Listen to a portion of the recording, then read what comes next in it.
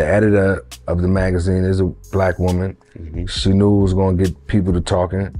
She was doing business. Jewelry has changed in hip hop too. Yeah. How do you feel about that? Yeah. What you mean jewelry has changed? It's a lot more fake jewelry? Well, no, it ain't not fake. Oh, okay. A lot more feminine jewelry. Feminine jewelry? Some of these rappers be wearing the chains with the colors. And how do you feel about rappers with purses and stuff? I mean, you know, this not, some of that shit is not. I think is it hip hop or where it's just kind of like transforming and you just like, you kind of respect it as a young man thing, it's gonna develop? Cause it's guys with purses, they got fingernail polish. What does E.D.I mean's thoughts? This is the headline. What does E.D.I mean's thoughts on rappers with nail polish?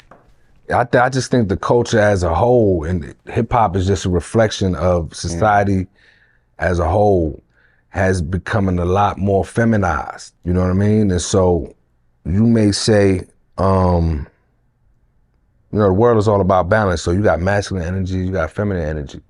For a long time, hip hop was very masculine. You know what I mean? And it was, you know, it was a boys club for a long time, and it was a sausage fest, you know what I'm saying? But because balance has to reign supreme, you're gonna get an overcompensation of feminine energy now to make a balance. It's like when the scales is tipped one way, it's shh, and then hopefully one day it all get balanced. We'll have a balance of each. But right now, the feminine energy is definitely, you know, dominating. That's why you got the rise of female rappers, you know what I'm saying? Which is dope, you know what I'm saying? The females should be able to tell their story and pop their collar too. You know, we just gotta get a balance, you know what I'm saying? Where's the fellas at that not painting their nails? And yeah, they don't get a lot of publicity. They old school. Old school, that shit is old school down. You know what I mean? But what goes around comes around, man. Guess what's back? What's that? You never thought you'd see them back, and I'm seeing them all over the place. Bell bottoms.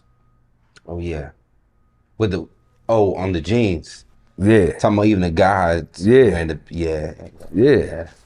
In the 70s and 60s and 70s, man, some of the coldest players was wearing bell bottoms. You know what I mean? And tight outfits, you know what I'm saying? And full jumpsuits. We just had a whole discussion about the actor Jonathan Majors on Ebony. Yeah. That was a whole thing. Our whole standpoint was more so, at least I'll say my standpoint, I wasn't tripping off if it was a attire. It was more so the energy that he put into the attire, if that makes sense. He was pucking his lips and the legs. But I think a man could have put some energy into it to really thug it out.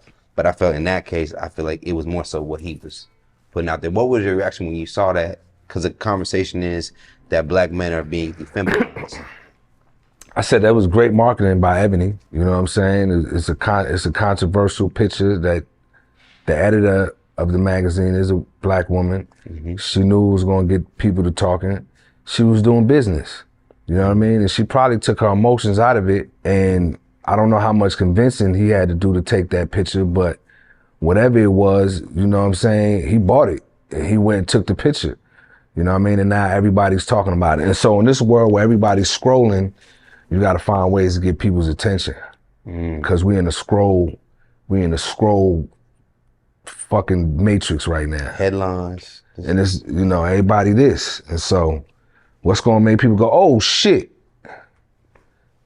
Yeah. The shit that's outlandish, the shit that you don't see a lot. I'm gonna only extend the question a little bit more because I feel like you're giving some great insight, at least a conversation about it. But the conversation is about like our black men being effeminized, feminized on purpose and emasculated. And the thought process is, does that picture really hurt us? Does that image hurt us? Like, we complain about like, yo, the black man, they got us in the dresses, but I want to like, how does that hurt us? At least from your point of view, or if it doesn't at all. Whatever the hurt and the pain that comes with that is self-inflicted. You know what I'm saying? Because,